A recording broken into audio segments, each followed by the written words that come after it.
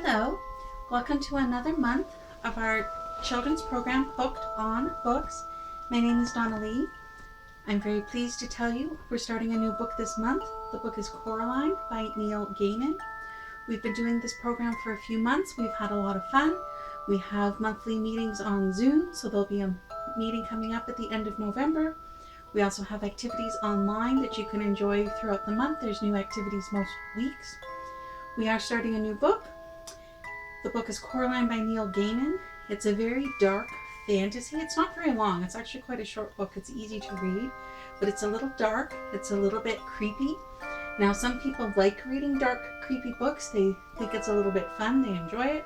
Other children, not so much. So not everyone may enjoy this particular book this month. The book was actually also made into a movie a few years ago, so there's a movie based on the book that you can enjoy as well.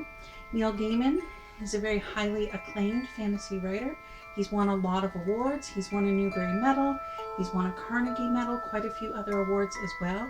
Several of his books have actually been turned into movies.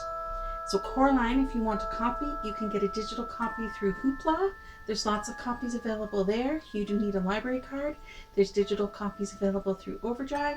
And if you really want a physical copy like this, we do have a few copies from our book club set. They're first come, first serve. You'll need to send an email in to Email Librarian or contact us through our Ask Us feature on our website to see if we have any copies left of the book club set. I wanted to read you a small section.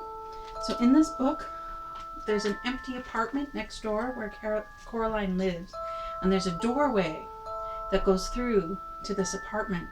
But when Coraline goes through this doorway, she actually finds herself in a weird alternate version of her own apartment, and there's actually an alternate version of her mother and an alternate version of her father, and it starts to get a little dark and a little bit creepy. I'm going to read you the section where she first goes through into the other apartment. The old black key felt colder than any of the others. She pushed it into the keyhole. It turned smoothly with a satisfying clunk.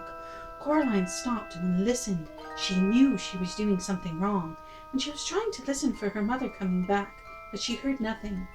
Then Coraline put her hand on the doorknob and turned it, and finally she opened the door. It opened onto a dark hallway. The bricks had gone as if they'd never been there. There was a cold, musty smell coming through the open doorway. It smelled like something very old and very slow. Coraline went through the door. She wondered what the empty flat would be like if this was where the corridor led. Coraline walked down the corridor uneasily. There was something very familiar about it. The carpet beneath her feet was the same carpet they had in her flat. The wallpaper was the same wallpaper they had. The picture hanging in the hall was the same they had hanging in their hallway at home. She knew where she was. She was in her own home. She hadn't left. She shook her head, confused. She stared at the picture hanging on the wall. No, it wasn't exactly the same. The picture they had in their own hallway showed a boy in old-fashioned clothes, staring at some bubbles, but now the expression on his face was different.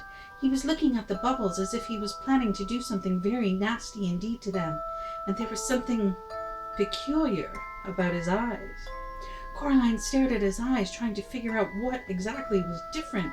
She almost had it when somebody said, "Coraline?" That's where we're going to stop, but you don't have to stop. You're most welcome to get a copy and read along with us and join us for our Hooked on Books program. Thank you.